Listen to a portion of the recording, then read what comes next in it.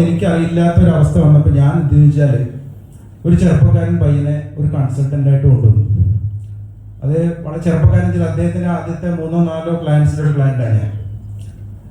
ഇദ്ദേഹം വന്നിട്ട് ഞങ്ങളുടെ ബിസിനസ്സൊക്കെ പഠിച്ച് സിസ്റ്റം സ്റ്റഡിയൊക്കെ നടത്തിയതിന് ശേഷം പുള്ളി വന്നിട്ട് പറഞ്ഞേ, നിങ്ങളുടെ ബിസിനസ്സിൽ ഭയങ്കര റിസ്ക്കിലാണ്. എന്താ റിസ്ക് എന്ന് വെച്ചാൽ, ഞാൻ ഇന്ത്യയിലെ ഒരു കമ്പനിയുടെ ഒരു പ്രൊഡക്റ്റ് മാത്രം ഡിസ്ട്രിബ്യൂട്ട് ചെയ്യുന്ന ഒരു ബിസിനസ്സുകാരൻ. അപ്പോൾ നാളെ ഈ കമ്പനിക്ക് എന്തെങ്കിലും പറ്റുകയോ അല്ലെങ്കിൽ ഈ കമ്പനി എന്നെ വേണ്ടാന്ന് വെക്കുകയോ അല്ലെങ്കിൽ ഇവർ വെക്കുന്ന പ്രോഡക്റ്റ് ഔട്ട്ഡേറ്റഡ് ആവുകയോ ചെയ്താൽ എൻ്റെ ബിസിനസ് ഇല്ല. അപ്പം അദ്ദേഹം സജസ്റ്റ് ചെയ്തു, നിങ്ങൾ ഇതിനെ ഒന്ന് റിസ്ക് ഒന്ന് കുറയ്ക്കാൻ വേണ്ടിയിട്ട് നിങ്ങൾ മറ്റ് 2-3 പ്രോഡക്റ്റ് റേഞ്ച് നിങ്ങൾ ആഡ് ചെയ്യണമെന്ന് പറഞ്ഞു. അങ്ങനെയാണ് ഞങ്ങൾ വേറെ കുറച്ച് ട്രേഡും മറ്റ് ഡിവിഷൻസൊക്കെ നമ്മൾ ആഡ് ചെയ്തു. അതിനകത്ത് അത്യാവശ്യം നല്ല ടേൺ ഓവർ വന്നു. അപ്പോഴും ഒരു സാച്ചുറേഷൻ വന്നു. അവിടെ നമ്മൾ ഒരു കമ്മോഡിറ്റി സ്പേസിലാണ് ഞങ്ങൾ നിന്നിരുന്നത്. അതായത് നമ്മളുടെ പ്രൈസ് ഡിസൈഡ് ചെയ്യുന്നത് നമ്മളല്ല, കസ്റ്റമറാണ് അല്ലെങ്കിൽ മാർക്കറ്റാണ്. അവൻ പറയുന്ന പ്രൈസിന് അവൻ പറയുന്ന ടേംസിന് നമ്മൾ മെറ്റീരിയൽ കൊടുക്കേണ്ട ഒരു അവസ്ഥയിലേക്ക് വന്നു. ദിവസം ചെല്ലുന്തോറും നമ്മുടെ പ്രോഫിറ്റ് സീറോഡ് ചെയ്ത് വന്നു, ലാഭം കുറഞ്ഞു വന്നു, ടേംസ് ഡിക്റ്റേറ്റ് ചെയ്യാൻ തുടങ്ങി കസ്റ്റമർ.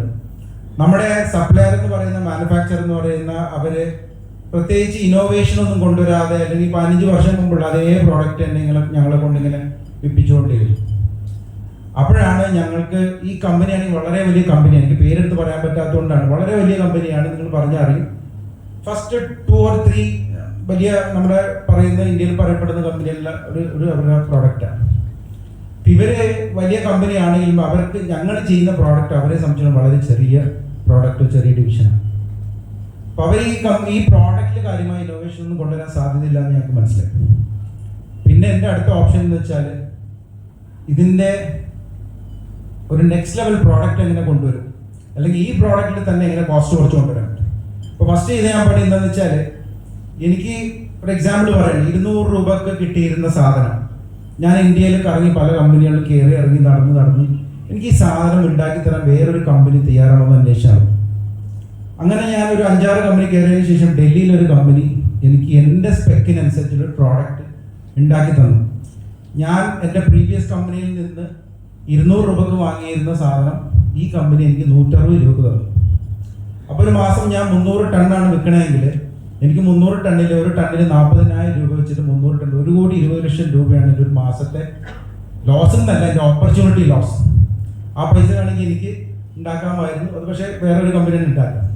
അപ്പോൾ അതിൽ നിന്ന് ഞാൻ മനസ്സിലാക്കി, നമ്മൾ മറ്റുള്ളവരുടെ കമ്പനിക്കോ മറ്റ് ബ്രാൻഡ്സിനോ വേണ്ടി വർക്ക് ചെയ്യുന്നതിന് പകരം നമ്മൾ നമ്മുടെ സ്വന്തം പ്രോഡക്റ്റ് ഡെവലപ്പ് ചെയ്യുക, സ്വന്തം ബ്രാൻഡ് ഡെവലപ്പ് ചെയ്യുക എന്നുള്ളത്. അങ്ങനെയാണ് ഞങ്ങൾ ഒറാലി എന്ന് പറയുന്ന ബ്രാൻഡ് ആദ്യമായിട്ട് മാർക്കറ്റിൽ ഇൻട്രൊഡ്യൂസ് ചെയ്തതിൻ്റെ പ്രത്യേകത വെച്ചാൽ, ഇൻട്രൊഡ്യൂസ് ചെയ്തപ്പോൾ അന്ന് മാർക്കറ്റിൽ ഉണ്ടായിരുന്ന പ്രോഡക്റ്റിനേക്കാൾ കണ്ടമാനം വേരിയൻസ് ഞങ്ങൾ ഇൻട്രൊഡ്യൂസ് ചെയ്തു. അതായത് ഇന്ത്യയിൽ ഇന്നും വന്നിട്ടില്ല അത്തരം വാല്യൂ ആഡഡ് ആയിട്ടുള്ള നല്ല നല്ല പ്രോഡക്ട്സ് തുടക്കത്തിൽ തന്നെ ഞങ്ങൾ ഇൻട്രൊഡ്യൂസ് ചെയ്തു. അപ്പോൾ കിട്ടിയ ഗുണം എന്ന് വെച്ചാൽ, നമ്മൾ ഇവിടുത്തെ ലീഡിങ് ബ്രാൻഡ്സിനോട് കടപിടിക്കാവുന്ന രീതിയിൽ നമ്മുടെ ബ്രാൻഡിനെ പ്ലേസ് ചെയ്യാനും പൊസിഷൻ ചെയ്യാനും സാധിച്ചു. അപ്പോൾ ഒരു ബ്രാൻഡ് എന്ന് പറയുന്നത് നമുക്ക് പേരിടൽ മാത്രമല്ലല്ലോ, അതുമായിട്ട് ബന്ധപ്പെട്ട് കുറേ ഘടകങ്ങളുണ്ട്. പ്രോഡക്റ്റ് നന്നായിരിക്കണം, സർവീസ് നന്നായിരിക്കണം, പറയപ്പെടുന്ന ക്വാളിറ്റി ഉണ്ടായിരിക്കണം. നമ്മൾ പറയും ഇന്ത്യയിലെ ആളുകൾ പ്രൈസ് കോൺഷ്യസ് ആണെന്ന് പറയും, ശരിക്കും അങ്ങനെയല്ല. ഇന്ത്യയിലെ ആളുകൾ വാല്യൂ കോൺഷ്യസ് ആണ്. കൊടുക്കുന്ന ക്വാളിറ്റി, പ്രോഡക്റ്റിന് ക്വാളിറ്റി ഉണ്ടെങ്കിൽ തീർച്ചയായിട്ടും ആളുകൾ പ്രൈസ് തരും. നമുക്ക് പൊതുവേ ഫാമിലി ബിസിനസ്സിലെ ട്രെൻഡ് എന്താണെന്ന് വെച്ചാൽ, നമുക്ക് ഏറ്റവും കോസ്റ്റ് കുറഞ്ഞ പ്രോഡക്റ്റ് വിൽക്കാനും കമ്മോഡിറ്റി വിൽക്കാനും വേഗം വിറ്റ് പോകുന്ന സാധനങ്ങൾ വിൽക്കാനും ഈസി ബിസിനസ്സാണ് നമ്മുടെ എല്ലാവരും ഒരു ബിസിനസ് മോഡൽ. ഇപ്പം ഞാൻ പറഞ്ഞു വരുന്നത് വെച്ചാൽ, നമുക്കൊരു ബ്രാൻഡ് ബിൽഡ് ചെയ്യാൻ പറ്റിയാൽ അത് വലിയൊരു ഐഡന്റിറ്റിയാണ്. ഞാൻ 2006 വരെ അവിടെ ചെറിയ സ്ഥലക്കച്ചവടം റിയൽ എസ്റ്റേറ്റ് ഒക്കെ ആയിട്ട് നടന്നിരുന്ന ആളാണ്. അപ്പോൾ ഈ കൺസൾട്ടന്റ് വന്ന് പറഞ്ഞ 2 കാര്യം എന്നോട് പറഞ്ഞത്. ഒന്ന്, നിങ്ങൾ ഈ സ്ഥലക്കച്ചവടത്തിൻ്റെ പുറകെ പോക്ക് നിർത്തണം. സംഗതി എനിക്ക് കാശൊക്കെ ഉണ്ട്, പക്ഷെ നമുക്ക് ഐഡന്റിറ്റി ഉണ്ടാവില്ല. അപ്പം എൻ്റെ പേര് ഇക്ബാൽ എന്നാണ്, എന്നെ പറമ്പച്ചവടക്കാരൻ ഇക്ബാൽ എന്ന് അറിയപ്പെടുന്നതാണ് ഇഷ്ടം, അത് ഒരാലയത്തിൻ്റെ ഓണറായിട്ട് അറിയപ്പെടുന്നതാണ് ഇഷ്ടം. ഞാൻ ഒരാലയത്തിൻ്റെ ഓണർ, ഞാൻ ഒന്നുകൂടി പറമ്പച്ചവടം നിർത്തി. നമ്പർ 1. നമ്പർ 2, നമുക്ക് ഫാമിലി ബിസിനസ് ധാരാളം പേര് പ്രാക്ടീസ് ചെയ്തിരുന്ന സാധനമുണ്ട്. നമുക്ക് ഈ വിത്തൗട്ട് കച്ചവടം, ബില്ലില്ലാത്ത കച്ചവടം, GST വെട്ടിപ്പ്, ഇൻകം ടാക്സ് വെട്ടിപ്പ്, ഇതൊക്കെ ഭയങ്കര ഹരമാണ് നമുക്ക് ചെയ്യാൻ. അതിനകത്ത് ഗുണമുണ്ടോ ദോഷം, പക്ഷെ അത് ഭയങ്കര ഹരമാണ് നമ്മൾ പ്രാക്ടീസ് ചെയ്തിരുന്ന സാധനം. പുള്ളി പറഞ്ഞ്, ഈ 2 സാധനം നിങ്ങൾ നിർത്തണം. ഒന്ന് സ്ഥല കച്ചവടം നിർത്തണം, വിത്തൗട്ട് കച്ചവടം. വിത്തൗട്ട് കച്ചവടം കാര്യമായിട്ടില്ലെങ്കിലും അത്രയും ഓർഗനൈസ്ഡ് ആയിരുന്നില്ല. അന്ന് മുതൽ 2006 ഞങ്ങൾ ഈ കൺസൾട്ടന്റ് വെക്കുന്നത്. കംപ്ലീറ്റ് ആയിട്ട് ഞങ്ങൾ ഓർഗനൈസ്ഡ് ആയി. കച്ചവടത്തിൽ വന്ന മാറ്റം എന്ന് വെച്ചാൽ നമ്മുടെ രീതികൾ കുറെ മാറ്റങ്ങൾ വരുത്തേണ്ടി വന്നു. ബില്ല് ടാക്സ് വെട്ടിക്കാൻ വേണ്ടിയിട്ടല്ല ചില ബില്ല് കൊടുക്കുന്നത്. ചിലപ്പം ചില കസ്റ്റമറിന് നമ്മൾ ബില്ല് ടാക്സ് ചെയ്ത് അവർ തരാൻ ബുദ്ധിമുട്ടായിരിക്കും. അപ്പം നമ്മൾ എന്ത് ചെയ്യും, ബില്ല് കസ്റ്റമർക്ക് കൊടുക്കില്ല, പക്ഷെ ടാക്സ് ചെയ്ത് നമ്മൾ കീറിക്കളയും.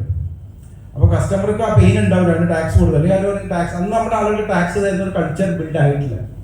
അപ്പോൾ ഈ ടാക്സ് ഇവേഷനും കാര്യങ്ങളൊക്കെ നിർത്തി, ഇവേഷൻ അല്ല, അങ്ങനത്തെ ബിസിനസ്സുകളൊക്കെ നിർത്തി സ്ട്രേറ്റ് ഫോർവേഡ് ആയിട്ട് ബിസിനസ് ചെയ്യണം എന്നുള്ളതായിരുന്നു എൻ്റെ കൺസൾട്ടന്റ് ഞങ്ങൾ പഠിപ്പിച്ച ആദ്യത്തെ പാഠം. അവിടെ നിന്നാണ് നമ്മുടെ വളർച്ച സ്റ്റാർട്ട് ചെയ്തതെന്ന് ഞാൻ പറയുന്നത്.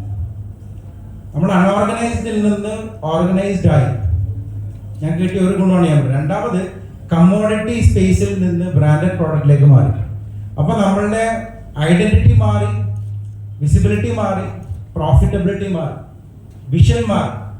ഞാൻ കൊച്ചിയിൽ മാത്രം ബിസിനസ് ചെയ്തിരുന്ന ആള് പിന്നീട് നമുക്ക് കേരളം മൊത്തം ചെയ്യാമെന്നായി, തമിഴ്നാട് ചെയ്യാമെന്നായി, ആന്ധ്ര ചെയ്യാമെന്നായി. ഇപ്പോൾ എവിടെ വേണമെങ്കിൽ ബിസിനസ് ചെയ്യാം, കാരണം പ്രോഡക്റ്റും ബ്രാൻഡും നമ്മുടെ സ്വന്തമാണ്. മറ്റേത് ഞാനൊരു കമ്പനിയുടെ ഡിസ്ട്രിബ്യൂട്ടർ ആയിരുന്നപ്പോൾ എനിക്ക് തന്നിരുന്നത് സെൻട്രൽ കേരള എന്ന് പറയുന്ന ഒരു റീജിയൻ ആയിരുന്നു. ആ ലിമിറ്റ്സ് ഒക്കെ ഇല്ലാണ്ടായി നമുക്ക് നമ്മുടെ സ്വന്തം ബ്രാൻഡ് വന്നത്. അപ്പൊ അങ്ങനെ ബ്രാൻഡ് ഇൻട്രൊഡ്യൂസ് ചെയ്ത്, അപ്പോഴും എൻ്റെ ചലഞ്ച് എന്താണെന്ന് വെച്ചാൽ എന്ത് പ്രൈസിന് ഈ സാധനം വിൽക്കണം. നോർമലി പുതിയൊരു ബ്രാൻഡ് വരുമ്പോൾ എക്സിസ്റ്റിംഗ് ബ്രാൻഡിന്റെ കോമ്പീറ്റ് ചെയ്യണമല്ലോ, അവരെക്കാൾ പ്രൈസ് കുറച്ചാണ് നമ്മൾ സാധാരണ വെക്കാറ്.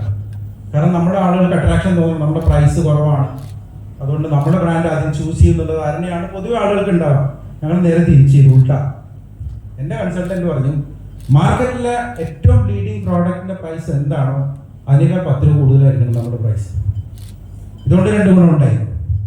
ഒന്ന്, എൻ്റെ കോമ്പറ്റീറ്റർക്ക് ഒന്നും ചെയ്യാൻ പറ്റില്ല. പ്രൈസ് കുറഞ്ഞാലേ അവൻ കോമ്പറ്റ് ചെയ്യേണ്ട കാര്യമുള്ളൂ. പ്രൈസ് കൂടുതലാണെങ്കിൽ എന്തും പറഞ്ഞ് കോമ്പറ്റ് ചെയ്യും. നമ്പർ 1. നമ്പർ 2, പ്രോഡക്റ്റിന്റെ വാല്യൂ പെർസീവ് ചെയ്യുന്നത് കുറെ കൂടി ബെറ്റർ ആയിട്ടാണ്. അതായത് 200 രൂപ കോമ്പറ്റീറ്റർ വിൽക്കുമ്പോൾ മലയാളികൾക്ക് പ്രത്യേകിച്ചും 210 വിൽക്കുമ്പോഴാണ് അവന് ക്വാളിറ്റി വിശ്വാസം വരും. നമ്മൾ വില കുറച്ചു കൊടുത്താൽ ഒരിക്കലും ക്വാളിറ്റി പെർസീവ് ചെയ്യപ്പെടില്ല. അപ്പൊ ഞാൻ പറയുന്നത് ബ്രാൻഡ് ക്രിയേറ്റ് ചെയ്യുക, പ്രൈസിങ്, അതുമായിട്ട് ബന്ധപ്പെട്ട എല്ലാ ഏരിയാസും കുറച്ച് നമ്മൾ പ്രൊഫഷണൽ ആയിട്ട് കൊണ്ടു നടക്കുകയാണെങ്കിൽ സക്സസ്ഫുൾ ആയിട്ടുള്ള ഒരു ബ്രാൻഡ് ക്രിയേറ്റ് ചെയ്യുക. നമുക്ക് ഇന്ത്യയിൽ എവിടെയും ബിസിനസ് ചെയ്യാം, പ്രോഫിറ്റബിൾ ആണ്. നമ്മൾ കമ്മോഡിറ്റി സ്പേസിൽ നിന്ന് മാറി നല്ലൊരു ബ്രാൻഡിലേക്ക് വന്നാൽ ഞാൻ പറയുന്നത് നമുക്ക് എല്ലാവർക്കും കോപ്പി ചെയ്യുന്ന സാധനം. ഞാനും നിങ്ങളെയൊക്കെ പോലെ തന്നെ ഈ പ്രായത്തിൽ അല്ലെങ്കിൽ വളരെ ചെറിയ ബിസിനസ് വന്നാണ്.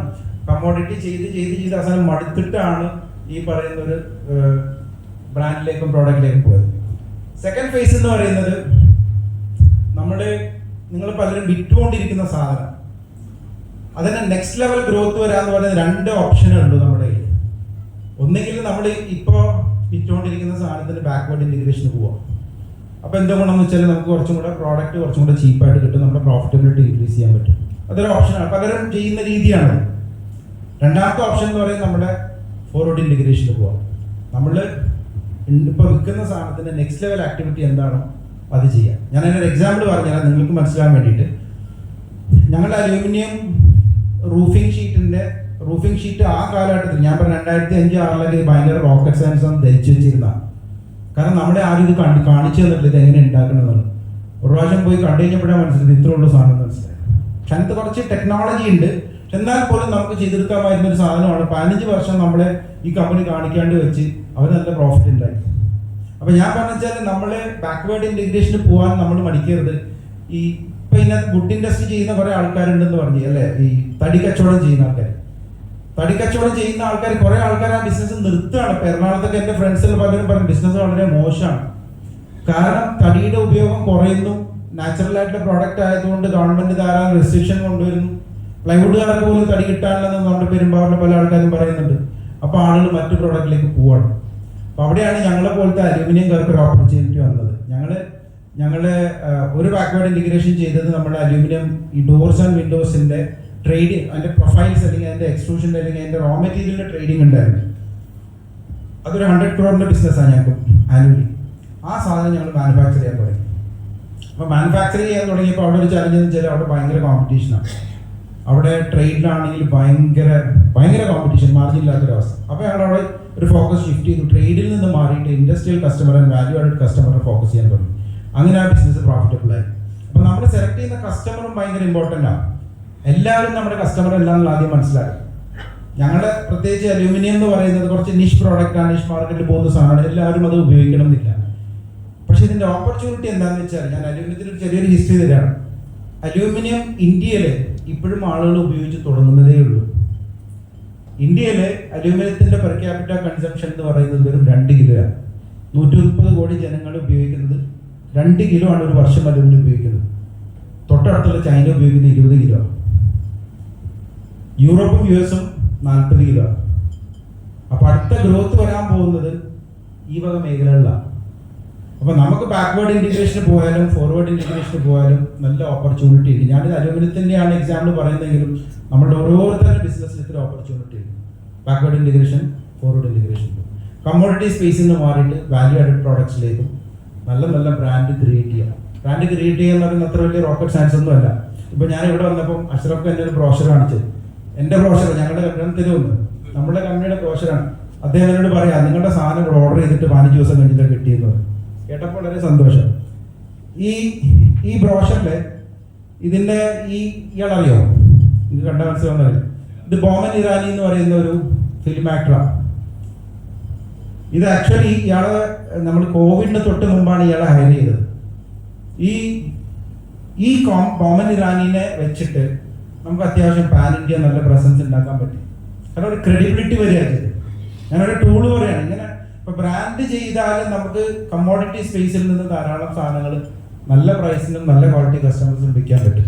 ഞാൻ അധികം സമയം എടുക്കുന്ന കാരണം ഓൾറെഡി ലേറ്റ് ആയിട്ട് പറഞ്ഞുകൊണ്ടാണ്. അതുകൊണ്ട് ഇതൊക്കെയാണ് എൻ്റെ ബിസിനസ് എക്സ്പീരിയൻസ്.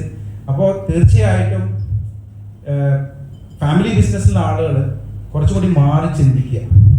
എൻ്റെ വാപ്പ ഈ ബിസിനസ് ഇത്രയും വർഷങ്ങളായിട്ട് ചെയ്തിരുന്നു, അതുകൊണ്ട് ഞാൻ ഇതേ ചെയ്യുള്ളൂ എന്നൊന്നും നമ്മൾ വിചാരിക്കരുത്. കാരണം ഇമോഷണൽ അറ്റാച്ച്മെന്റ് നമ്മുടെ പ്രോഡക്ട്സിനോട് വേണ്ടത് എൻ്റെ അഭിപ്രായം. എൻ്റെ വാപ്പ 30 വർഷം മുമ്പ് ചെയ്തിരുന്ന ഒരു ഐറ്റം ഞാനിപ്പോൾ ചെയ്യുന്നില്ല. അതുമായിട്ടാണ് ഞാൻ ഇരുന്നിരുന്നത്. ചിലപ്പോൾ ഈ മാർക്കറ്റിൽ ഞാൻ ഉണ്ടാവണമെന്നില്ല. അപ്പോൾ നമ്മുടെ പ്രോഡക്റ്റിൻ്റെ ലൈഫ് സൈക്കിൾ നമ്മൾ കാര്യമായിട്ട് ശ്രദ്ധിച്ച് എൻ്റെ പ്രോഡക്റ്റ് ഇപ്പോൾ റിലവൻ്റ് ആണോ ഈ മാർക്കറ്റിൽ എന്നുള്ളത് വളരെ പ്രസക്തമാണ്, അല്ലേ? അങ്ങനെ ആലോചിച്ച് ബിസിനസ് ചെയ്തില്ലെങ്കിൽ നമ്മളെല്ലാവരും പെട്ടു. കാരണം ഇനിയുള്ള അങ്ങോട്ടുള്ള സമയം ഭയങ്കര ചാലഞ്ചിങ് ആണ്. കോമ്പറ്റീഷൻ എന്ന് പറയുന്നത് ഡെയിലി ചിലതോറും കൂടുകയാണ് ചെയ്യുന്നത്.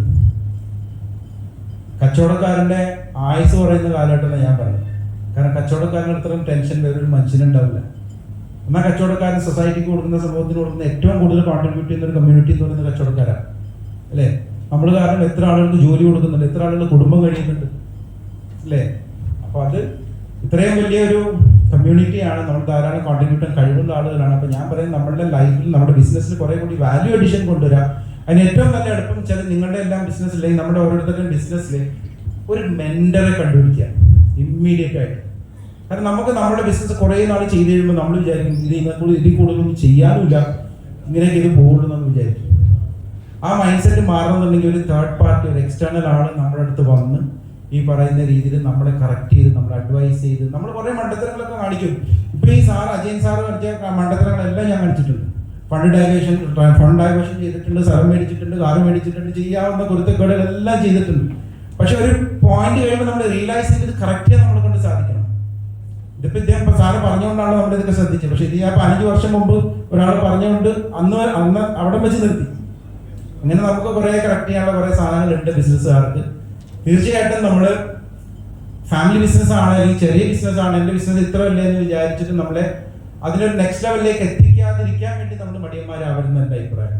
നമ്മളൊന്ന് ഉഷാറായാൽ ബിസിനസ് വേറെ ലെവലിൽ കൊണ്ടുപോകാൻ പറ്റും. അത് കപ്പലിൻ്റെ കച്ചവടമാണെങ്കിലും ശരി, കപ്പൽ കച്ചവടമാണെങ്കിലും ശരി. Thank you very much.